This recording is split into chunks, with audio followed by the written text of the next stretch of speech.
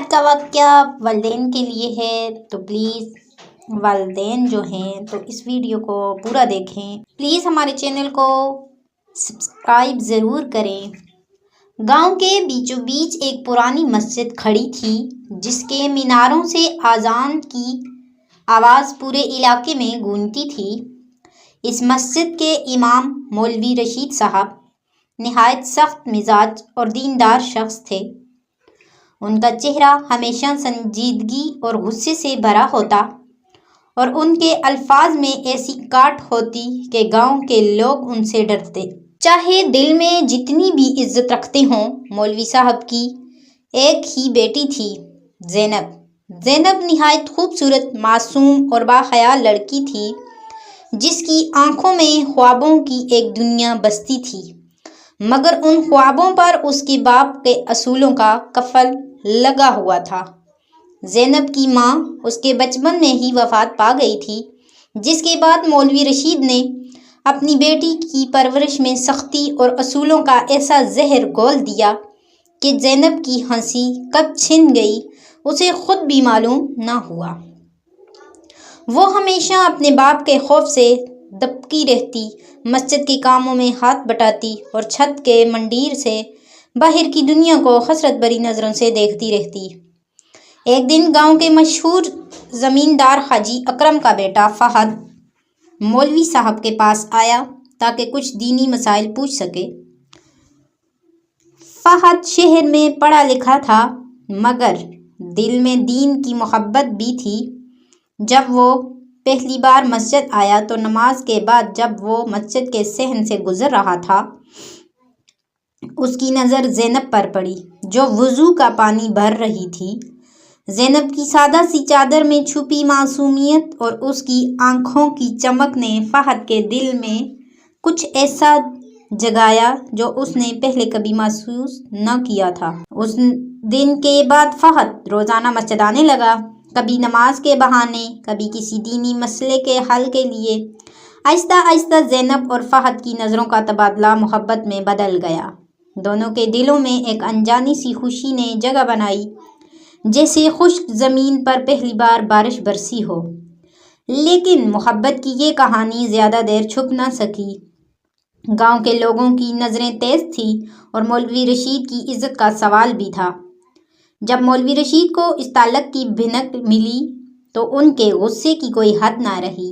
انہوں نے زینب پر سخت پابندیاں لگا دیں، گھر سے نکلنے پر پابندی، کسی سے بات چیت بند اور اس کی ہر حرکت پر نظر رکھنے لگے. فہد نے مولوی صاحب سے زینب کا رشتہ مانگا مگر مولوی رشید کا جواب تلخ تھا. میری بیٹی کی شادی کسی دنیا دار سے نہیں ہوگی، میں اپنی بیٹی کو ایسے فتنے میں نہیں ڈال سکتا.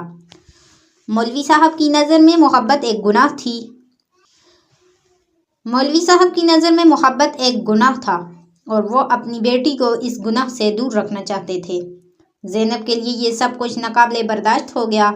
اس کے خواب، اس کی امیدیں سب دم توڑنے لگیں. ایک رات جب پورا گاؤں اندھیرے میں ڈوبا ہوا تھا، زینب نے دل میں ایک فیصلہ کر لیا. اس نے اپنے چند ضروری چیزیں ایک چھوٹے سے تھیلے میں ڈالیں اور گھر سے بھاگ نکلی.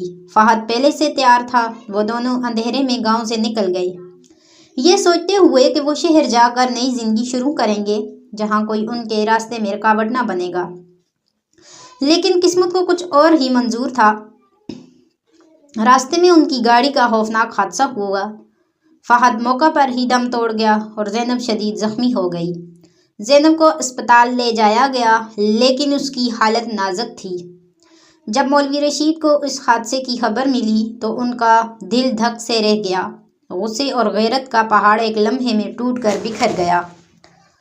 وہ فوراً اسپتال پہنچے لیکن جب انہوں نے اپنی بیٹی کو خون میں لت پت دیکھا تو ان کے دل میں سختی کی جگہ ندامت نے لے لی. زینب نے باپ کی آنکھوں میں دیکھتے ہوئے نحیف آواز میں کہا، ابا، کیا محبت گناہ تھی؟ یہ الفاظ مولوی رشید کے دل میں تیر بن کر پیوست ہو گئے.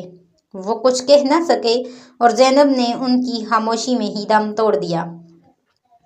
زینب کی موت کے بعد مولوی رشید ایک بدلے ہوئے انسان بن گئے. مسجد میں ان کی خطبوں کی سختی ختم ہو گئی تھی، مگر ان کی آنکھوں میں ہمیشہ نمی چھائی رہتی۔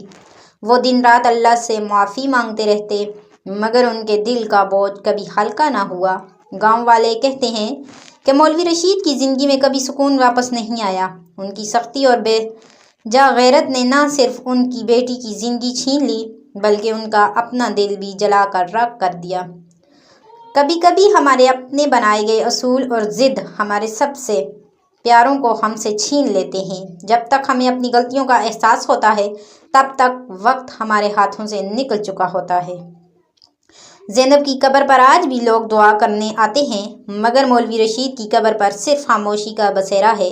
گاؤں کے لوگ کہتے ہیں اللہ کا عذاب شاید مولوی رشید پر نہیں، ان کے دل پر نازل ہوا تھا، جو زندگی بھر پچھتاوے کی آگ میں جلتا رہا۔